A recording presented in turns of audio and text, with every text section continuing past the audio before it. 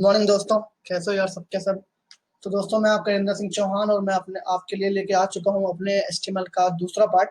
जैसा कि मैं आपको बता चुका हूँ कि हम एचटीएमएल में कुछ टॉपिक्स आज करने वाले हैं। मैं आपको अभी इन कोर्सेज का ओवरव्यू दे चुका हूँ फ्रेंड्स, और इसमें से जो हमारा फर्स्ट कोर्स है वो है एचटीएमएल। और एचटीएमएल हम फर्स्ट लेक्चर में स्टार्ट कर चुके हैं फ्रेंड्स। और फर्स्ट लेक्चर में मैं आपको ये सब चीज़ें बता चुका हूँ। और मैंने उसमें एक चीज़ स्किप की थी, वो थी हमारी एचटीएमएल टैग्स। और उन एचटीएमएल टैग्स से देखिए मैंने कुछ बनाया है फ्रेंड्स, आप देख सकते हैं यहाँ पे। हम बिल्कुल नॉर्मल टेक्स्ट का यूज करके हम एक छोटा सा वेब पेज बनाएंगे जिससे आपको इजी होगा अंडरस्टैंड करने में। और जो टेक्स्ट मैं आपको पढ़ाऊंगा, कोई भी डेवलपर हो कोई भी डिजाइनर हो फ्रेंड्स, वो इन्हीं टेक्स्ट का यूज करता है और एक अच्छे वेब पेज का डिजाइन रेडी करता है। ठीक है फ्रेंड्स, तो मैंने इसमें कोई भी अभी स्टाइलिंग यूज नहीं की है, मैंने जस्ट नॉर्मल एचटीएमएल के टैग्स यूज किए और एक अच्छा छोटा सा एक वेब पेज बनाया है, एक प्रोफाइल ओवरव्यू बनाया है।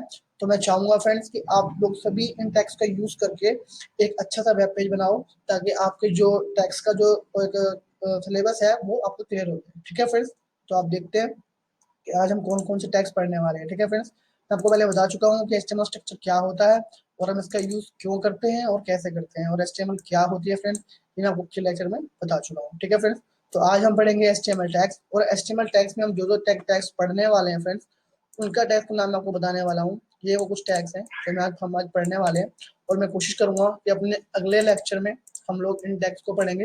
क्योंकि जैसे अगर हमें एक फॉर्म बनाना है तो उस फॉर्म्स के लिए हर एक वर्क के लिए एक प्रॉपर टैग बना होता है। ठीक है फ्रेंड्स, उन टैग्स का हमें यूज करके एक वेब पेज रेडी करना होता है। ठीक है फ्रेंड्स, तो मैं आपको बेसिक वो सारे टैग बताऊंगा जो एक डेवलपर यूज करता है एक वेब पेज को बनाने के लिए। जैसे कि अगर मेरे को कोई जो इंपॉर्टेंट टैग लगेगा मैं सिर्फ उसी को इंक्लूड करूंगा, जो फालतू के टैग्स हैं मैं उनको इंक्लूड नहीं करूंगा। ठीक है फ्रेंड्स, आप कुछ टैग्स का यूज करके एक अच्छे वेब पेज का डिजाइन रेडी कर सकते हो। कोई ऐसा इशू नहीं है कि मतलब अगर आपको वो टैग्स पता ही नहीं है तो आप अपना वेब पेज नहीं बना सकते।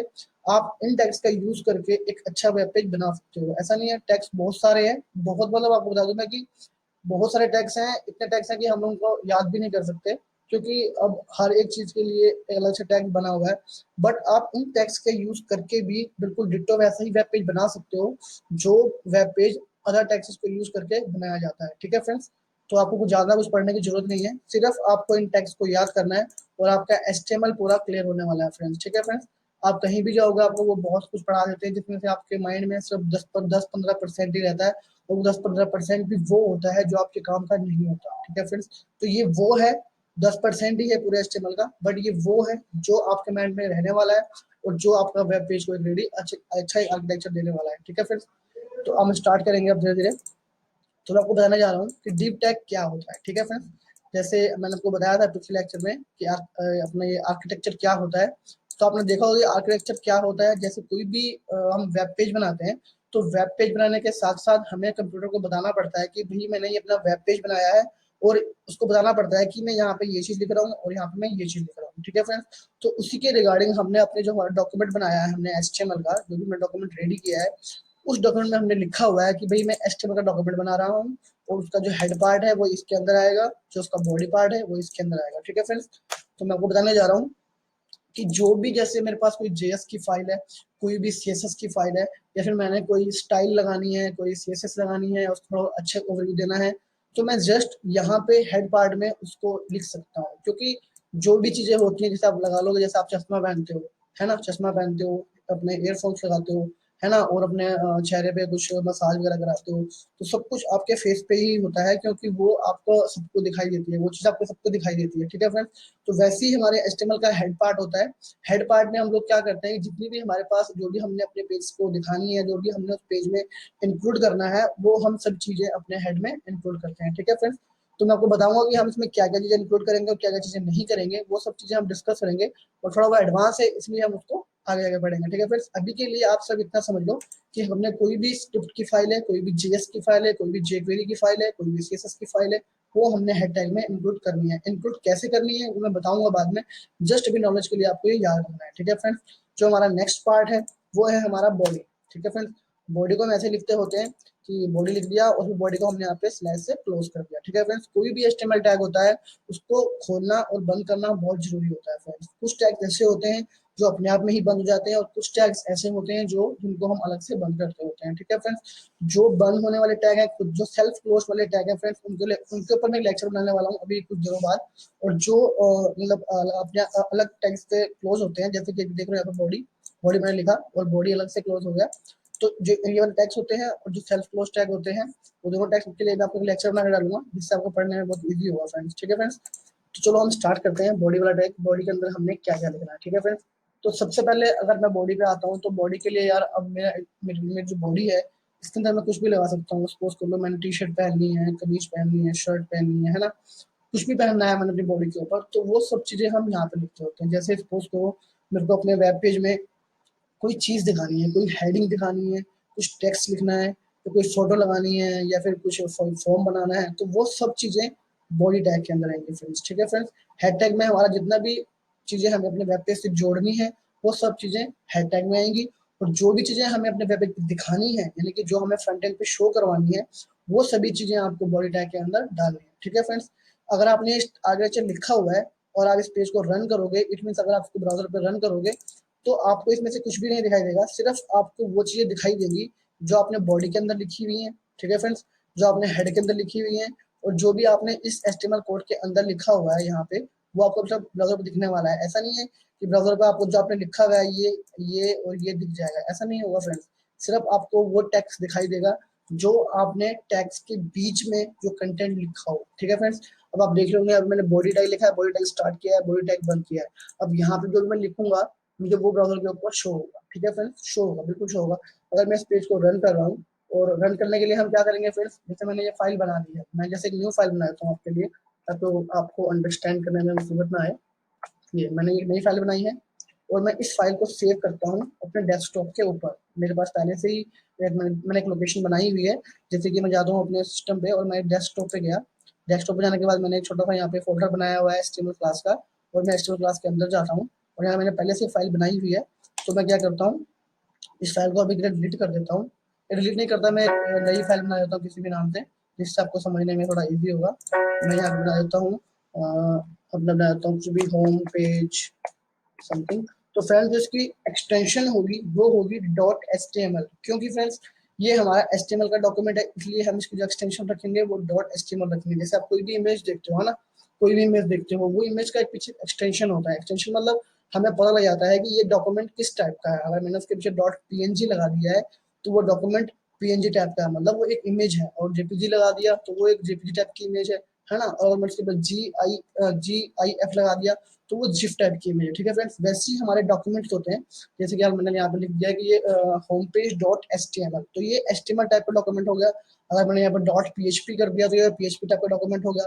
अगर मैंने इसके पीछे डॉट जेएस कर दिया तो ये जावास्क्रिप्ट टाइप का डॉक्यूमेंट हो गया। ठीक है फ्रेंड्स, तो इस तरीके से हम उसके साथ जो उसकी एक्सटेंशन होती है वो डॉट रख के रखते होते हैं, जिससे हमें पता लग जाता है और ब्राउजर को भी पता लग जाता है कि ये डॉक्यूमेंट किस टाइप का है। ठीक है फ्रेंड्स, तो अभी मैं इसका नाम रखूंगा HTML, इससे मेरे को क्लियर हो जाएगा और ब्राउजर को भी क्लियर हो जाएगा कि ये HTML टाइप का डॉक्यूमेंट है। ठीक है फ्रेंड्स, मैंने सबमिट किया और आप देख लोगे कि ये फाइल सेव हो चुकी है। आप देख लोगे यहाँ पर लिखा आ रहा है होम पेज डॉट HTML लिखा आ रहा है। ठीक है फ्रेंड्स, तो ये मेरी फाइल बन के रेडी हो जाएगी यहाँ पे। और जब मैं अब इसको मेरे को रन करना है, ब्राउजर के ऊपर इसको रन करना है, तो मैं सिंपली जाऊंगा अपने डायरेक्टरी के अंदर जहां मैंने इस फाइल को सेव किया है। ठीक है फ्रेंड्स, ये भी देख लोगे मैंने अभी बनाई है ये फाइल होम पेज नाम की। जस्ट मैं इस पर क्लिक करूंगा यहाँ पे और आप देख रहे हैं ओपन। तो ओपन अभी मेरा बाय डिफॉल्ट जो ब्राउजर मैंने सेट किया हुआ है वो मेरा क्रोम है, तो ये जस्ट क्रोम पे ही ओपन होगा और ये कहीं ओपन नहीं होगा। ठीक है फ्रेंड्स, और अगर आप इसको मोबाइल पे रन कर रहे हैं फ्रेंड्स, तो मोबाइल पे रन कर रहे हो तो आपको जस्ट उसके ऊपर क्लिक करना है और जो आपकी फाइल बनी हुई है जहाँ पे भी आपको उसके ऊपर क्लिक करना है। क्लिक करने के बाद वो आपको आपके ब्राउजर के ऑप्शन देगा कि आप उसको किस ब्राउजर में ओपन करना चाहते हो। ठीक है फ्रेंड्स, अगर आपने वो अगर आपने वहाँ पे सिलेक्ट कर दिया कि आप क्रोम में ओपन करना है, किसी भी ब्राउजर में ओपन करना है, जो भी ब्राउजर आप सिलेक्ट करोगे वो आपकी उस ब्राउजर में ओपन हो जाएगी। ठीक है फ्रेंड्स, तो अभी आप देख रहे होंगे कि मैंने यहाँ पे जो मैंने अपना कोड लिखा था फ्रेंड्स, वो आप देख रहे होंगे यहाँ पे कि मैंने यहाँ पे जो लिखा, मैंने ये भी लिखा हुआ है, ये भी लिखा हुआ है, ये भी सब कुछ लिखा हुआ है। और जो ब्राउजर के ऊपर मुझे शो हो रही है वो बहुत ही कम चीजें शो हो रही है। वो शो क्या हो रही है, आप देख सकते हैं यहाँ पे मुझे सिर्फ वो शो हो रहा है जो मैंने बॉडी टैग के अंदर लिखा हुआ है। ठीक है फ्रेंड्स, क्यों? क्योंकि वो जो अदर टैग्स हैं ब्राउजर ने समझ लिया उन चीजों को कि भाई ये बॉडी टैग यहाँ से स्टार्ट हो रहा है और यहाँ से एंड हो रहा है, और उसके बीच में जो कंटेंट लिखा है मुझे सिर्फ उसी को शो करना है, मतलब उसको बॉडी टैग नहीं दिखाना है। आप जितने भी यहाँ पे टैग देख रहे हो फ्रेंड्स, सबके सब स्टार्ट हो रखे हैं और क्लोज हो रखे हैं।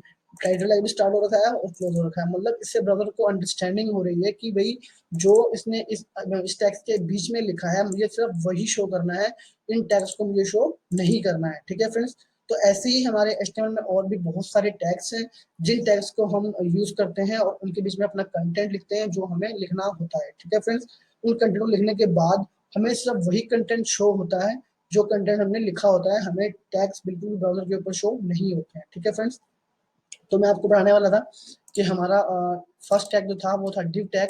फ्रेंड्स, डिव टैग क्या होता है? जैसे कि सपोज करो कि मैंने मेरा वेब पेज बना, मेरी स्क्रीन है, मेरी डिस्प्ले है, मेरी कंप्यूटर की डिस्प्ले है और मैंने ब्राउजर यहाँ पे खोल लिया। जैसे अब मैंने ये ब्राउजर खोल लिया यहाँ पे, तो इस ब्राउजर की पूरी स्क्रीन है ना फ्रेंड्स, ये पूरी स्क्रीन है। तो इस स्क्रीन पे अगर मुझे कहीं पे कोई चीज दिखानी है, सपोज करो मेरे को सेंटर में दिखानी है, लेफ्ट में दिखानी है, राइट में दिखानी है ना, तो मुझे उससे कुछ तो करना पड़ेगा ना यार, मेरे को बताना पड़ेगा सिस्टम को कि भाई ये चीज मुझे लेफ्ट में चाहिए और ये चीज मुझे राइट में चाहिए, ये सेंटर में चाहिए, ये बॉटम में चाहिए, टॉप में चाहिए, इसको बताना पड़ेगा हमें, है ना।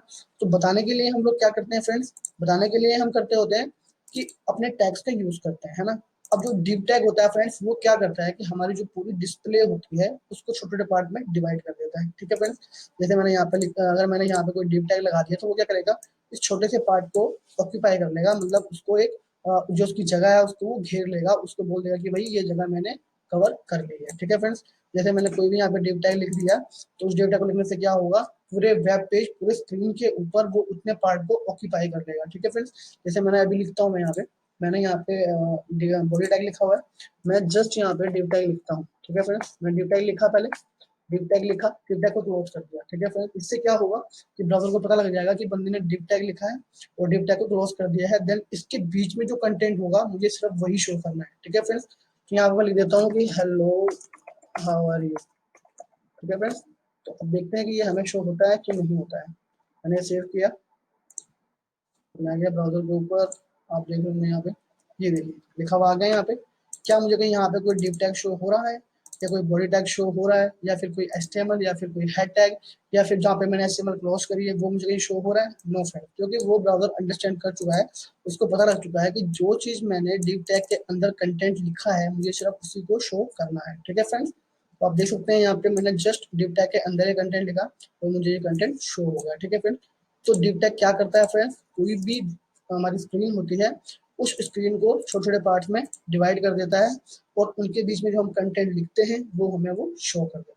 ठीक है फ्रेंड्स, तो आपको मेरे अकॉर्डिंग आपको डिव टैग समझ आ गया होगा कि डिव टैग क्या होता है। ठीक है फ्रेंड्स, अब हम अपने नेक्स्ट टैग की ओर चलते हैं। तो हमारा नेक्स्ट टैग है वो है फ्रेंड्स हेडिंग टैग क्या होता है। ठीक है फ्रेंड्स, हेडिंग टैग क्या होता है यार, जैसे कि सपोज करो कि मुझे कोई हेडिंग देनी है, सपोज करो कि जैसे मैंने अभी आपको दिखाया था एक वेब पेज की, मैंने उसमें हेडिंग दी हुई है ऊपर, मैं दिखाता हूँ आपको।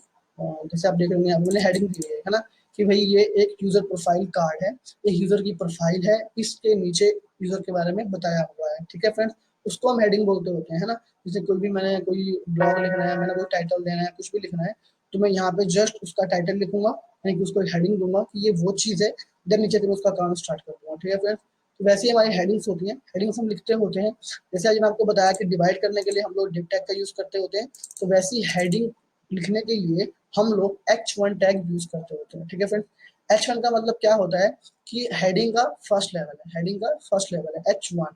H1 का मतलब होता है हेडिंग का फर्स्ट लेवल है। सपोज करो अगर मैंने कोई चीज थोड़ी बड़ी में दिखानी है, उसका फॉन्ट थोड़ा बड़ा होना चाहिए, तो वो मैं H1 में लिखूंगा। अगर मुझे थोड़ा सा छोटा चाहिए तो मैं H2 में लिखूंगा, क्योंकि वो हेडिंग का सेकंड स्टैंडर्ड है, जो H1 है वो हेडिंग का फर्स्ट स्टैंडर्ड है। ठीक है फ्रेंड्स, तो वैसे ही H2 का हमारा हो गया सेकंड स्टैंडर्ड, H3 हो गया फिर, यानी कि H1 से लेके और H5 तक इसके फाइव स्टैंडर्ड होते हैं हेडिंग के।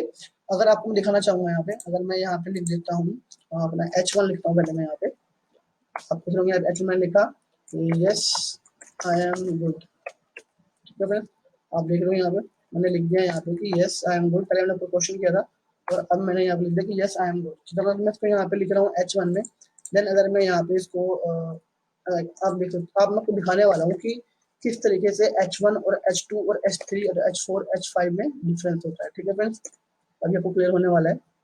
ये सब चीजें आप तब लिखते होते हैं जब आपको कोई हेडिंग दिखानी हो, आपको कोई किसी का कोई नेम कैपिटल में दिखाना हो या फिर कोई स्मॉलर में दिखाना हो या फिर तो आपको कुछ भी उसकी हेडिंग लिखनी हो तो आप इन टैग्स का यूज कर सकते हैं। ठीक है फ्रेंड्स, बेसिकली अगर हम कोई वेब पेज बना रहे हैं तो नॉर्मल सी बात है, उसमें हेडिंग तो होती है ना फ्रेंड्स।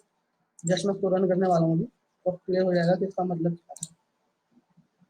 देख रहे हो फ्रेंड्स आप, तो मैं इसको छोटी कर देता हूँ।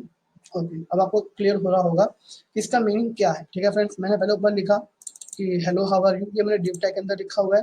डिव टैग क्या करता है फ्रेंड्स, डिव टैग करता है कि कोई भी वेब पेज है उसको डिवाइड कर देता है छोटे छोटे पार्ट्स के अंदर। ठीक है फ्रेंड्स, हमें बताना पड़ता है उसको कि उसने कौन सा स्पेस ऑक्यूपाई करना है। ठीक है फ्रेंड्स, जो हमारा नेक्स्ट टॉपिक था, जो नेक्स्ट टैग था हमारा, वो था हमारा H1 H2। ठीक है फ्रेंड्स, आप देख रहे यहाँ मैंने लिखा, फर्स्ट लिखा है मैंने, फर्स्ट मैंने लिखा है H1 में, सेकंड मैंने लिखा है H2 में, तो जो तीसरा लिखा है वो H3 H4 और H5। ठीक है फ्रेंड्स, आप देख रहे हो जो H1 है वो थोड़ा बड़ा है, जो H2 है थोड़ा छोटा है, फिर ऐसे करके ये डिक्रीजिंग होता गया इसका साइज। ठीक है फ्रेंड्स, तो आई होप आपको क्लियर हो गया होगा कि H1 जो हमारे हेडिंग स्टैंडर्ड के जो टैग्स होते हैं वो कैसे वर्क करते हैं। ठीक है फ्रेंड्स, H1 सबसे बड़े के लिए और H5 सबसे छोटे के लिए, और जो उसके बीच के हैं वो छोटा छोटा फिर छोटा फिर छोटा, इस तरीके से वो वर्क करते हैं। ठीक है फ्रेंड्स, तो आई होप आपको क्लियर हो गया होगा कि मैं क्या बोलना चाह रहा हूँ H1 टैग के बारे में। ठीक है friends, H1 H2 H3 H4 H5 ये हमारे हेडिंग टैग्स होते हैं। ठीक है फ्रेंड्स, अब हम चलते हैं अपने नेक्स्ट टैग की ओर। पैराग्राफ टैग क्या होता है। ठीक है फ्रेंड्स, पैराग्राफ टैग क्या होता है यार, जैसे कि मेरे को कोई टेक्स्ट है, कोई भी टेक्स्ट है, काफी लंबी डिस्क्रिप्शन है, बहुत बड़ी अबाउट अस लिखा हुआ है, किसी के बारे में लिखा हुआ है, कोई पैराग्राफ लिखना है, जैसे सपोज करो कोई डिस्क्रिप्शन देना है किसी भी चीज का, तो वो सब चीजें हम लोग पैराग्राफ में लिखते होते हैं, क्योंकि पैराग्राफ एक बेसिकली किसी भी चीज का डिस्क्रिप्शन लिखने के लिए हम लोग यूज करते होते हैं। ठीक है फिर, क्योंकि जो ब्राउजर है उसको अब उसको अंडरस्टैंड करता है कि भाई अगर कोई पी टैग इसने स्टार्ट कर दिया है और उसके बीच में कोई कंटेंट लिख दिया है, तो इसका मीन्स ये है कि मुझे वो टैग एक डिस्क्रिप्शन के रूप में दिखाना है, मतलब जो उसके फॉन्ट होंगे, जो उसका स्टाइल होगा, या फिर जो भी उसके रिगार्डिंग जो भी मतलब उसकी स्टाइलिंग बनेगी वो उसको उसके अकॉर्डिंग दे देगा, क्योंकि उसको पता है कि भाई ये कोई डिस्क्रिप्शन ही है और कोई टैग कोई टेक्स्ट ही है जो इसको शो करना है। ठीक है फ्रेंड्स, तो जस्ट अगर मैं यहाँ पे पैराग्राफ टैग जो हमारा होता है, अगर मैं यहाँ पे लिखता हूँ पैराग्राफ टैग, मैं इस तरह पैराग्राफ टैग लिखता हूँ। ठीक है फ्रेंड्स, अब मैं देख रहे हैं मैंने सिर्फ पी लिखा है। पैराग्राफ टैग को हम पी से डिनोट करते होते हैं, क्योंकि पी से पैराग्राफ होता है और एच से हेडिंग होती है और डी से डिवाइड होता है। ठीक है फ्रेंड्स, तो आप डिवाइड का मतलब समझ जाएंगे कि डिवाइड से हम लोग डी से हम डिवाइड करते होते हैं, एच से हम हेडिंग करते होते हैं और पी से हम लोग पैराग्राफ करते होते हैं। ठीक है फ्रेंड्स, तो अब जस्ट मैं यहाँ पे कुछ लिख देता हूँ कि yes I am not good because I have many problems, something like. आप कुछ भी लिख सकते हो, फिर मैंने जस्ट एक डमी कंटेंट लिखा है यहाँ पे, आप कुछ भी लिख सकते हैं यहाँ पे, ऐसा कुछ नहीं है, मैंने जस्ट एक डमी कंटेंट लिखा है। और यार थोड़ा मेरी स्पेलिंग मिस्टेक बहुत ज़्यादा होती है, तो इसी पे आप गौर ना करें, क्योंकि समझ सकते हैं आप लोग। ठीक है फ्रेंड्स, तो आपने देखा होगा मैंने लिखा था, मैंने तो जस्ट आपको शो करने के लिए लिखा है, आप यहाँ पे कुछ भी लिख सकते हैं जो आपको पसंद आए। ठीक है फ्रेंड्स, अब मैं जस्ट को रन करने वाला हूँ, तो आप देख रहे होंगे यहाँ पे कि जो मैंने यहाँ पे कंटेंट लिखा है, तो आपको पूरा मैटर क्लियर होने वाला है। आप देख रहे यहाँ पे जो मैंने डिव टैग में लिखा है वो सेम है, थोड़ा बड़ा है, थोड़ा अच्छा लग रहा है। उसको मैंने H1 में लिखा, थोड़ा वो बोल्ड हो गया है ना, थोड़ा बोल्ड हो गया, थोड़ा उसका फॉन्ट अच्छा हो गया, फॉन्ट स्टाइल भी अच्छा हो गया है ना। अब आप देख रहे हो मैंने यहाँ पे इसको पैराग्राफ में लिखा, तो पैराग्राफ के अकॉर्डिंग इसकी जो CSS है वो ऑलरेडी चेंज हो चुकी है ना फ्रेंड्स। आप देख रहे होंगे कि जो इसकी फॉन्ट है, जो इसका बोल्ड है, वो पैराग्राफ के अकॉर्डिंग आ गया। जैसा आप जो पैराग्राफ लिखोगे उसका बिल्कुल डिजाइन एक जैसा होने वाला है। ठीक है फ्रेंड्स, तो कोई भी हमने डिस्क्रिप्शन देनी हो, किसी के बारे में लिखना हो, तो उसके लिए हम लोग पैराग्राफ टैग का यूज करते होते हैं। ठीक है फ्रेंड्स, आई होप आपका ये क्लियर हो गया होगा, और अगर किसी को कोई भी टैग क्लियर नहीं हुआ है तो वो मुझे कमेंट करें, मैं दोबारा से ये जो लेक्चर है दोबारा से एक बार और ब्रीफ और थोड़ा और डीपली जाके तो आपको अंडरस्टैंड करने की कोशिश करूँगा। ठीक है फ्रेंड्स, जो नेक्स्ट हमारा टैग है फ्रेंड्स वो है एंकर टैग। ठीक है फ्रेंड्स, एंकर टैग क्या होता है यार, बेसिकली सपोज करो अगर मैंने एक वेब पेज बना दिया, ठीक है फ्रेंड्स, वो वेब मैंने बना दिया है और मैंने ही वैसा ही एक वेब पेज और बना दिया है। ठीक है फ्रेंड्स, अब मेरे पास दो वेब पेज हो गए है ना। पर अगर अब मेरे पास कोई ऐसा कंटेंट है जिससे मेरे को क्या करना है कि इस वेब पेज से दूसरे वेब पेज पे जाना है। ठीक है फ्रेंड्स, तो उसको हम कैसे करेंगे, उस चीज को हम कैसे कवर करेंगे। ठीक है फ्रेंड्स, तो उसके लिए जो हम यूज करते होते हैं वो होता है हमारा एंकर टैग। ठीक है फ्रेंड्स, एंकर टैग क्या करता होता है कि वो एक वेब पेज से हमें दूसरे वेब पेज पे लेके जाता है। ठीक है फ्रेंड्स, क्योंकि हम फर्स्ट वेब पेज पे एंकर टैग लगाते हैं और एंकर टैग पे लिख देते हैं कि भाई जो भी हमने लिखना होता है, जैसे कि कॉन्टैक्ट मी या फिर कोई मेनू का नाम दे दिया, कुछ भी दे दिया हमने यहाँ पे, उसको हम बताते होते हैं कि भाई तूने इसके क्लिक पे मुझे वहां लेके जाना है। उसका हम एक पाथ देते होते हैं कि हमें कहाँ लेके जाना है। फ्रेंड्स, पाथ क्या होता है? पाथ होता है जैसे कि मेरे पास कोई भी एक रास्ता है, एक पाथ है, एक रास्ता है, कोई भी किसी भी चीज का एक प्रॉपर पाथ होता है। जैसे आप सपोज करो मैंने कोई आपको लेटर भेजा है, तो उस लेटर को भेजने के लिए मेरे पास पोस्टल एड्रेस होना चाहिए, है ना, एक उसका नाम, बंदे का जो नाम है वो होना चाहिए, उसका पूरा एक एड्रेस होना चाहिए, है ना फ्रेंड्स। तो वैसे ही एक पाथ होता है। पाथ क्या करता है कि एक छोटा सा एक यूआरएल होता है, हमें पता लग जाता है कि ये इसका रास्ता है और मुझे यहाँ पे जाना है। ठीक है फ्रेंड्स, पाथ क्या होता है? जैसे कोई भी एक एड्रेस होता है, किसी भी चीज का एड्रेस है, उस एड्रेस को हम पाथ बोलते होते हैं और वो पाथ हम अपने एंकर टैग में देते होते हैं, उसे बताते होते हैं कि भी तेरे को वहां पे जाना है। ठीक है फ्रेंड, वो पाथ कैसे देते हैं, क्या देते हैं, वो मैं सबको बताने वाला हूँ।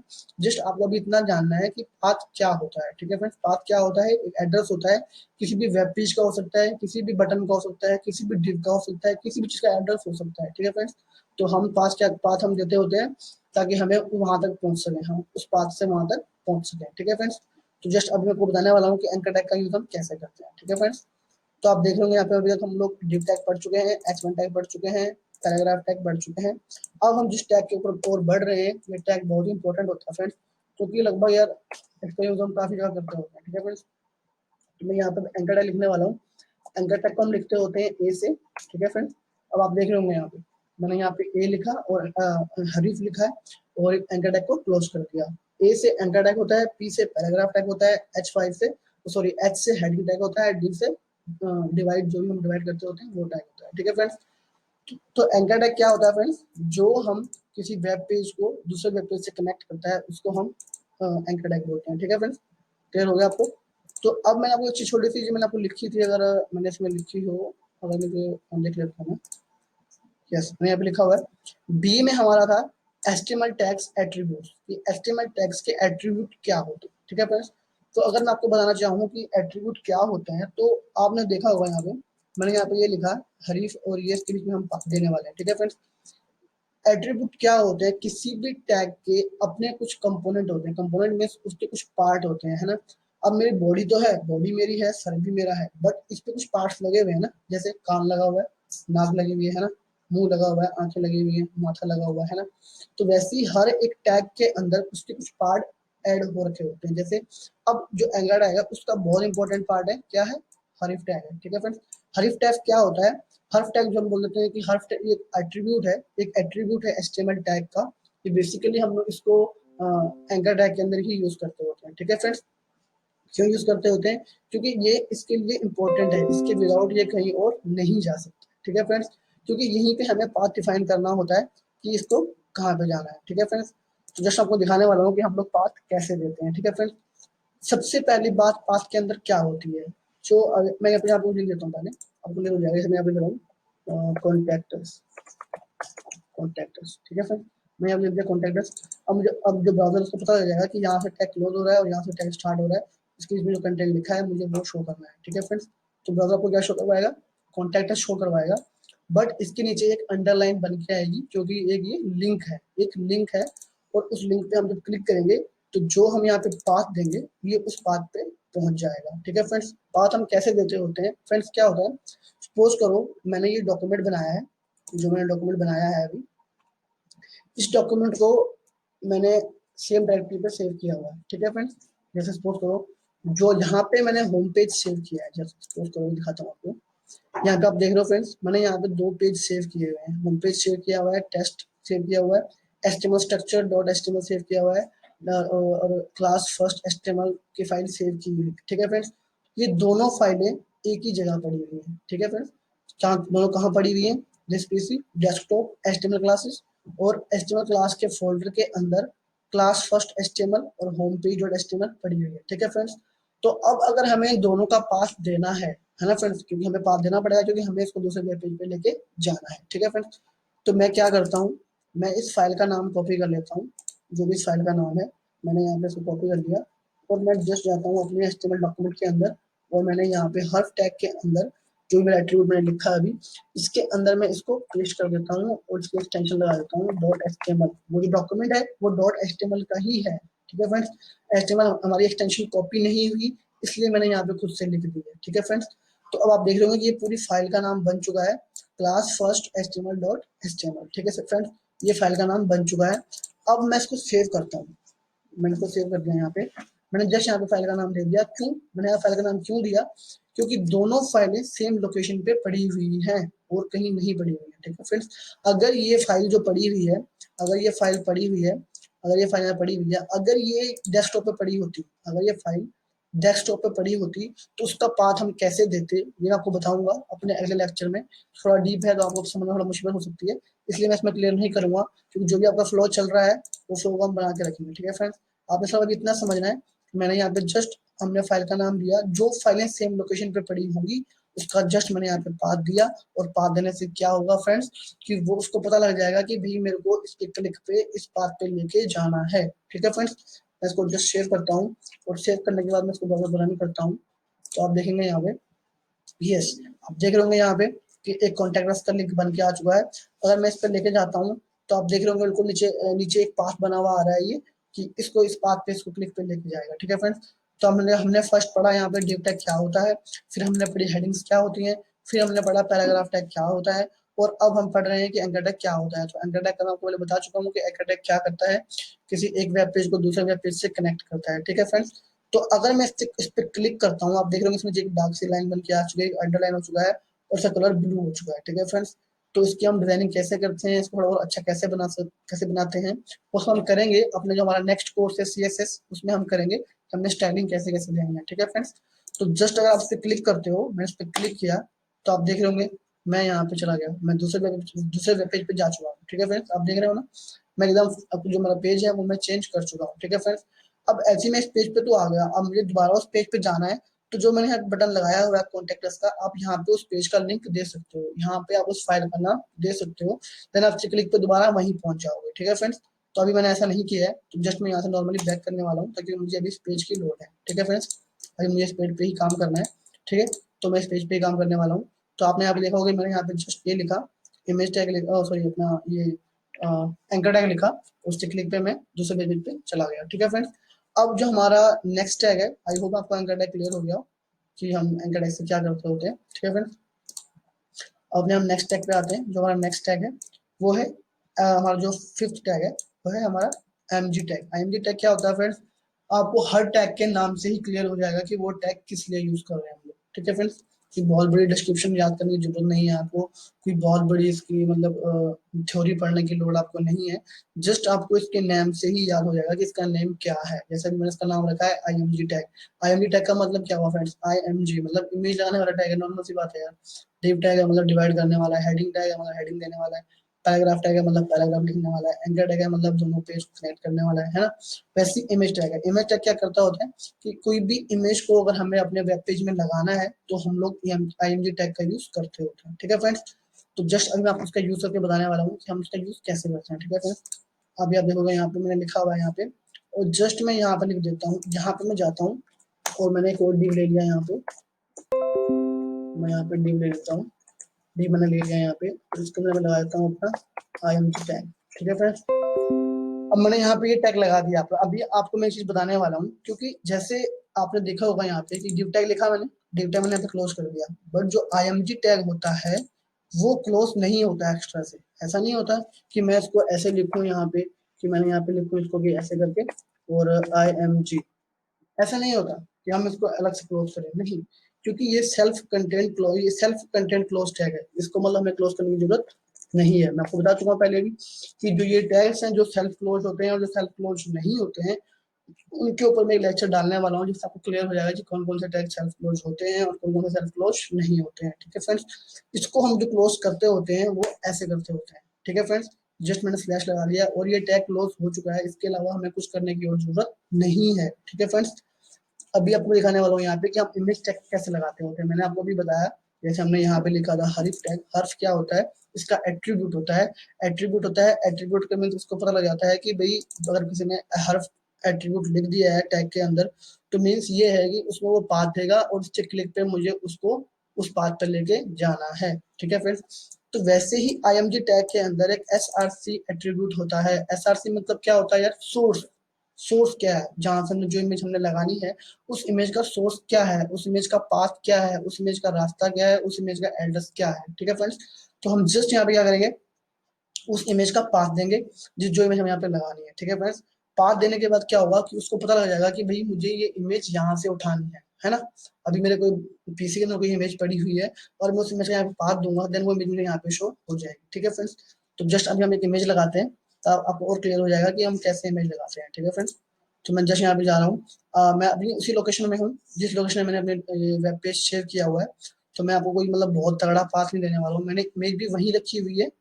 ठीक है, इमेज मैंने वहीं रखी हुई है अपने फोल्डर के अंदर ही, और वही मेरी फाइल पड़ी हुई है। तो जस्ट मैं इस इमेज का नाम कॉपी करूंगा, जो भी इस इमेज का नाम है, जैसे मैंने यहाँ पे किया और मैंने यहाँ पे कर लिया डेमो, और जो उसकी एक्सटेंशन है फ्रेंड्स वो आप यहाँ पे देख सकते हैं, JPEG है। तो मैं जस्ट यहाँ पे जाऊंगा और मैं यहाँ पे लिखूंगा डेमो डॉट JPEG। ठीक है फ्रेंड्स, मैं इसे कॉपी कर लेता हूँ। इससे क्या होगा friends, sorry, yes, like this JPEG मैंने लिख दिया यहाँ पे, क्योंकि एक्सटेंशन कॉपी नहीं हुई थी इसलिए मैंने खुद से एक्सटेंशन यहाँ पे लिखी है। अब देखते हैं फ्रेंड्स कि ये इमेज हमारे डेस्कटॉप पे आई है कि नहीं है। ठीक है फ्रेंड्स, मैं जिस पे रिफ्रेश करता हूँ वो इमेज आपकी आ चुकी है फ्रेंड्स। तो आपने देखा यहाँ पे कि इमेज मेरे ब्राउजर में, मेरा जो वेब पेज मैंने बनाया वहाँ पे मेरी इमेज आ चुकी है फ्रेंड्स। तो आप देख रहे हो यहाँ पे ये बहुत बड़ी आ रही है, अच्छी नहीं लग रही है। तो इस इमेज को अच्छा बनाने के लिए यार मेरे को थोड़ी सी CSS लगानी पड़ेगी, बट CSS अभी मैंने आपको बताई नहीं है CSS क्या होती है। तो जस्ट मैं इसके अंदर कुछ नहीं करूंगा अभी, मैं जस्ट इसके अंदर जो इसके कुछ एट्रीब्यूट होते हैं, जैसे कि ये सोर्स एट्रीब्यूट है, वैसे ही इमेज टैग के अंदर विथ नाम का एक एट्रीब्यूट होता है, और वैसे ही हाइट नाम का एक एट्रीब्यूट होता है, जिससे आपका क्या होगा कि इस इमेज टैग को पता लग जाएगा कि भाई जो उसकी विड्थ है वो मुझे कितनी रखनी है और जो हाइट है वो कितनी रखनी है। ठीक है फ्रेंड्स, तो अभी के लिए आप ऐसा देख सकते हो, मैं इसको कर देता हूँ 250 पिक्सल्स। तो आपको बताया फ्रेंड्स क्या होते हैं, पिक्सल्स होते हैं किसी भी जो हमारी लेंथ होती है वेब डिजाइनिंग के अंदर, वो हम लोग पिक्सल्स में नापते होते हैं, EM में नापते होते हैं, और भी काफी यूनिट होती हैं। पिक्सल होता है, परसेंटेज होता है और EM भी होता है। ठीक है फ्रेंड्स, तो अभी के लिए सिर्फ आप पिक्सल से ही काम करोगे क्योंकि आपको ये समझने में इजी होगा। ठीक है फ्रेंड्स, जस्ट मैंने यहाँ पे 200 पिक्सल की हाइट दी है और 250 पिक्सल की मैंने यहाँ पे उसको विड्थ दी है, 250 की विड्थ है, 250 की इसको हाइट दे रखी है। ठीक है फ्रेंड्स, अब मैं इसको रन करता हूँ जब ब्राउजर के ऊपर, तो आप देखोगे, देखिए हमारी इमेज छोटी हो चुकी है। ठीक है फ्रेंड्स, जितनी हमें चाहिए उतनी इमेज हमारी आ चुकी है। ठीक है फ्रेंड्स, तो जस्ट अभी मैंने आपको जितने मेरे टैग्स थे फ्रेंड्स मैं आपको बता चुका हूँ वो कौन कौन से टैग्स होते हैं। ठीक है फ्रेंड्स, अभी हमारा इमेज टैग हो चुका है, एंकर टैग हो चुका है, पैराग्राफ टैग हो चुका है, हेडिंग टैग हो चुका है, डिव टैग भी हो चुका है। ठीक है फ्रेंड्स, पढ़ाने को यार मैं आपको ये टैग अभी करा दूं, बट नहीं, ऐसा मैं नहीं करूंगा क्योंकि आपका सिलेबस थोड़ा तगड़ा हो जाएगा और वो आपको याद नहीं होगा कि अभी मैंने ये क्या किया था और ये क्या किया था। ठीक है फ्रेंड्स, तो ऐसा हम बिल्कुल नहीं करेंगे। जस्ट अभी आपने क्या करना है, आपने सिर्फ इन टैग्स का ओवरव्यू लेना है और इनको पढ़ना है कि ये क्या है, और फिर अपनी एक ऐसी प्रोफाइल बनानी है। ठीक है फ्रेंड्स, ठीक है फ्रेंड्स, ऐसी प्रोफाइल बनानी है, और अगर हो सकता हो तो मुझे अपनी इस प्रोफाइल को दिखाने के लिए या कुछ भी करने के लिए आप मेरे को फेसबुक पे या फिर कहीं भी इंस्टाग्राम पे या फिर कहीं भी आप मेरे को इसकी ऐसा बना के मुझे इसकी फोटो क्लिक करके भेज सकते हैं। अपनी आपने बनानी है, जैसे जो प्रोफाइल कार्ड आपने बनाना है अपना खुद का, अपनी एक छोटी सी इमेज लगाओ, एक अपना नाम लिखो, आपको जो प्रोफेशन है वो लिखो, आपने कहाँ से पढ़ाई करी है वो लिखो, और जैसे ऐसे नीचे लिंक बना के कॉन्टेक्ट में का, और इस तरीके से बना के उसकी फोटो आप मुझे क्लिक करके भेज सकते हो ताकि मुझे पता लग जाए कि किस किसने उस चीज को कवर किया है और किस किसने कवर नहीं किया है फ्रेंड्स। तो मैंने इसके अंदर आपको दिखाना चाहूंगा इसकी कोड जो मैंने की हुई है इसके लिए। तो इसके लिए मैंने कोई बहुत बड़ी कोड नहीं किया फ्रेंड्स, जो टैक्स मैंने आपको भी पढ़ाए हैं सिर्फ उन्हीं टैक्स का यूज किया है। ठीक है फ्रेंड्स, वो आपको दिखाने वाला हूँ मैं। वो पेज शायद मेरा, यस दिस वन। ठीक है फ्रेंड्स, आप देख रहे हो यहाँ पे मैंने जिस कुछ भी नहीं किया, जो मैंने पहले मैंने HTML का स्ट्रक्चर बनाया है, हेड लिखा है, बॉडी पार्ट लिखा है, H1 टैग लिखा है, div टैग लिखा है, IMG टैग लिखा है, H1 लिखा है, पैराग्राफ टैग लिखा है, फिर एंकर टैग लिखा है। ठीक है फ्रेंड, तो इसमें मैंने वो सभी टैग कवर अप किए हैं जो टैग मैंने अभी आपको पढ़ाए हैं। ठीक है फ्रेंड्स, इन टैग्स का जस्ट ओवरव्यू लेके आपने छोटा सा वेब पेज बनाना है जिससे आपको क्लियर होगा कि ये टैग कैसे काम करते हैं। ठीक है फ्रेंड्स, अभी आप देख रहे होंगे यहाँ पे कि मैंने यहाँ पे हैश लिखा है, तो पता नहीं मैंने ऐसे क्या लिख दिया जिससे वो पता ना लगे। ये हैशटैग कुछ भी नहीं है, मेरे पास कोई पाथ नहीं था, इसलिए मैंने यहाँ पे हैश दे दिया है। मैं इसको रिमूव कर सकता हूँ, मुझे कोई प्रॉब्लम नहीं होने वाली है। ठीक है फ्रेंड्स, क्लियर आपकी बात। तो आपको मतलब कोई भी अगर मन में कोई डाउट है यार, कोई भी प्रॉब्लम है, किसी भी आपको लग रहा है कि ये मुझे समझ नहीं आया, ये क्या बोल दिया फटाफट, मुझे समझ नहीं आया बिल्कुल भी, आप जस्ट कमेंट करिए यार, मुझे पता लगेगा ना कि आपको कोई प्रॉब्लम आ रही है। अब आप कुछ बोलते ही नहीं हो, लेक्चर देख रहे हो, व्यूज आ रहे हैं बट किसी की कोई क्वेरी ही नहीं आ रही, कोई कमेंट ही नहीं कर रहा, क्यों? जो उसको मतलब व्यूज वो देख रहा है, मुझे नहीं लगता कि सबको समझ आ गया होगा या फिर सबको ही क्लियर हो गया होगा। अच्छी बात, अगर सबको क्लियर हो रहा है देन बहुत अच्छी बात है, बट अगर किसी को कोई भी क्वेरी है, आप कमेंट करो यार, कोई भी प्रॉब्लम वाली बात नहीं है, मैं आपको उस कमेंट का रिवर्ट जरूर करूंगा। ठीक है friend, thank you so much, and मिलते हैं अपने नेक्स्ट लेक्चर में। हमारा नेक्स्ट लेक्चर है फ्रेंड्स, और मेरी आपसे कोशिश है कि नेक्स्ट लेक्चर जरूर अटेंड करें, क्योंकि नेक्स्ट लेक्चर बहुत ही इंपॉर्टेंट है और बहुत ही अर्जेंट है। ठीक है फ्रेंड्स, तो जस्ट इसके बाद हमारा एचटीएमएल खत्म होने वाला है, जो हमारा नेक्स्ट लेसन आएगा थर्ड वाला, उसमें हमारी एचटीएमएल खत्म होने वाली है। और उसके बाद हम लोग जो उसका स्टाइलिंग पार्ट है, यानी कि एक अच्छा वेब पेज डिजाइन करने के लिए हम सीएसएस पढ़ने वाले हैं, जिससे आप इजीली अपने वेब पेज को एक बहुत ही अच्छा डिजाइन दे सकते हो फ्रेंड्स। ठीक है फ्रेंड्स, तो वो नेक्स्ट लेक्चर भी हम बहुत जल्दी लेके आने वाले हैं, जो थर्ड पार्ट रहेगा एचटीएमएल का, वो लाने के बाद हम सीएसएस स्टार्ट करेंगे, जिससे हमारा वेब पेज अच्छा बनता है। ठीक है friends, thank you so much, good bye.